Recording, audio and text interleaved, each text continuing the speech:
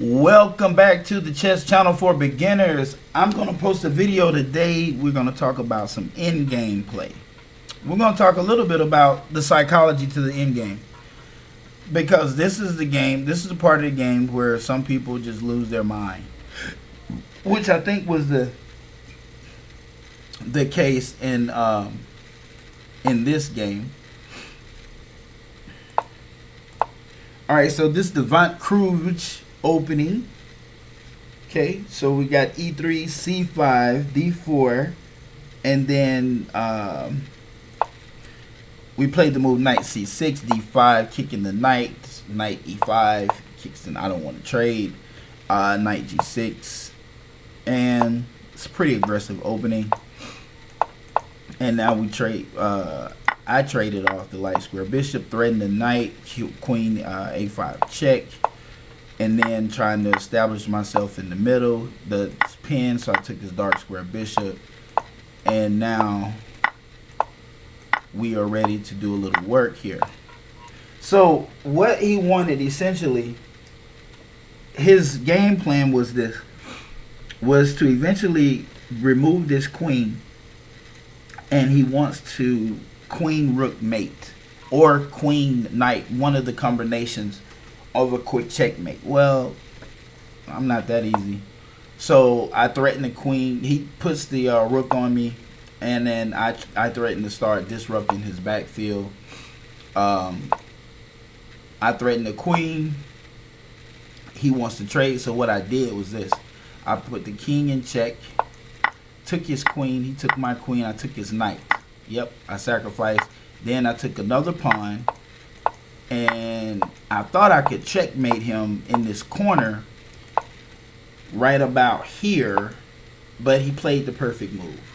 He played the perfect move. I couldn't lie. And I was starting, I was like, oh man.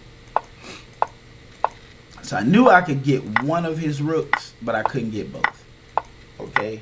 So now he is eating my pawns up, and I've created a pass pawn. And now we're in the end game.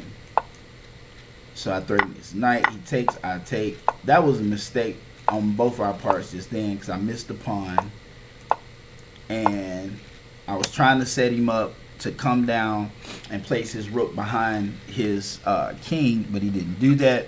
I don't like when the rook and the king are moving together, so now I just threaten this pawn. He protects, put the king in check, and now I'm following his king with my rook in lead. So now I escape all the way to the end. And what I'm doing now is I have to stop this pawn. If he queens, it's over with. I will resign at that point. But right now, I'm feeling him out to see how good he plays in the end game. Well, that let me know he's not that good in the end game, because he totally abandoned his pawn. See, when you get in a player, when you're playing a player and you notice in the game that they don't really respect their pawns, they can't play. They're not a good player. Not for real. And maybe it's an opening, they're playing off of a trick opening, hoping that you blunder a piece so bad that they can just unleash this fury on you. But if you respect your pawns and you use those pawns, just trade off and get into an end game with them and see how well they play. You're either going to win or lose. But if you know you have a pretty bad position in the middle game, why don't you trade down and get into the end game? That's a strategy. Well, Bobby Fischer uses it all the time, so you can not agree, you can agree, I don't care. I've seen a grandmaster use it, and it works. Bobby Fischer would trade you down to nothing, because he was very strong in the end game. Especially if he didn't like the way the middle game was going. There are several games where he would trade down and beat you in the end game, or get multiple queens and you just couldn't do anything, or you would just resign the position in the end game, especially when Bobby played the Rui Lopez. That's a whole nother conversation. So right now I get this pawn for free, and he's determined to get a queen. So he's one of those guys, can't really play without a queen. So now I make a really good move, and that is king f6. I got a plus 55 for that move. That was a great move. Very strong, because it does a couple of things. One, One, he can't. The main thing it does is he can't bring that king to this square here. He can't, because if he brings the king to this square, it is sure he's sure to crown. Now, if he brings the pawn, which he should bring the pawn, because that's what I would do. I would bring the pawn. Then he better make sure he crowns on the next move, because my move would be to move the rook up just one square, and when he went to crown, I'm not in check, I would slide the rook over, and that would be checkmate. Well, he puts me in check, and then I move, play the move king e7, another real good move. Now he comes and blocks with the king, and then I send the rook up the board. That was a plus 10.5. Well, actually plus 16.5. He got plus 10.5 for his king move, because that was a really good move. But then I got a plus 16.1 from the rook move, because that was another really good move. So he says, he puts me in check. He comes down. Then I come over with the king, and now I put my king on f6 plus 55, because you're gonna see how strong that move was here in just a minute. So he comes and put me in check. Bam, bam. That is setting up for a nice draw. We should draw the game from right here. At this position, he's not gonna crown. Period. It's not gonna happen. With this position, with his king located on g8, my king on g6, his crowning pawn on g7, and his rook located on f7, we can either draw from here, or I can capture a piece and win from here. But you're not gonna crown. Not gonna happen. He goes for this, and I threaten. He moves his rook out the way. I take his crowning piece. He has to move. Now I slide over. And now I'm being sneaky. How am I being sneaky? Because I was going to try and trap his king on the back rank. Sometimes you can do that when players are being a little overzealous. But right now this is the part of the psychology I want to talk about in chess.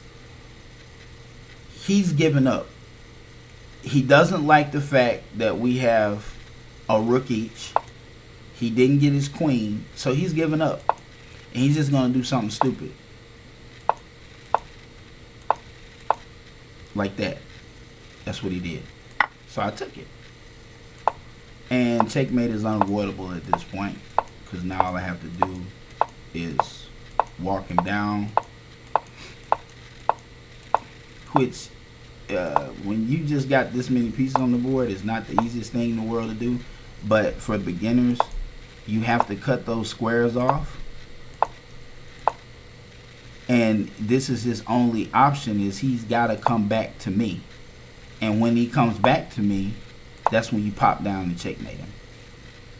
Let him go all the way down to the end, one square before you can force. Now here's the force right here. Okay, so right here, watch. I move all the way over here. The king has to move. Now, if he moves here, checkmate. Next move. So he's got one more move he can make, which is over here. Okay. Now you move your king.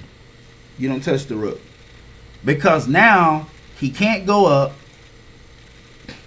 He can't go up off the row. He has to come back to you.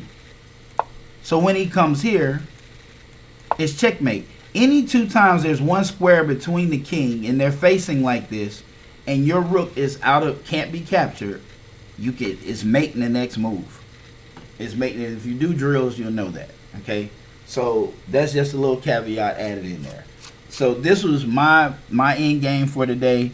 Normally, since I've been playing longer times, I've been posting some videos with some end games in it.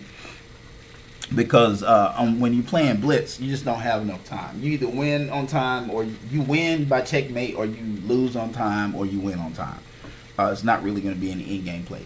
But now I'm playing the classical games, 15-minute plus, or I'm playing rapid, which right now I'm playing rapid, 10 minutes, trying to keep getting that rating closer and closer to 16. My classical is actually close to 1700 now, so I'm just steadily trying to build. Anyway, thanks for watching the video. If you like it, hit like, subscribe to the channel, especially if you're a beginner. Got some good videos. I'm not a chess master, so I don't talk like a chess master. I break it down, make it real simple. Peace to the next video.